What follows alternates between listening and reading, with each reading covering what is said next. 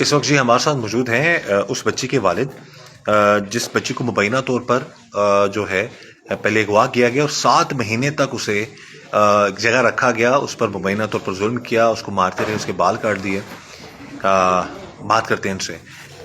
Sir ये बताइएगा क्या हुआ था आपकी बच्ची के साथ? बच्ची कौन सी क्लास में पढ़ती है आपकी और किस तरह उसको ले गए ये लोग? बच्ची रमज़ान था, रोज़ जुमा बच्ची का रोज़ा था। वो स्कूल 5 दिन बाद पेपर थे 9th के उसके बच्ची के साथ। मेरे 200 फुट मीटर पे स्कूल है। ठीक है। बच्ची गैस लेने गई, उनकी मम्मा की तबीयत ख़राब थी। अच्छा। वो स्कूल गई बच्ची गैस लेने कि मैं उसकी मम्मा के साथ नाराज़ हुआ कि बच्ची अकेली क्यों गई है। बच्ची के पीछे मम्मा उसकी चली गई। देखा कि बच्ची नहीं है, क्योंकि आधा घंटा पौना घंटा हो गया था बच्ची को 15-20 मिनट का काम था, गैस मैडम से लेने थे, आ जाना था। बच्ची ने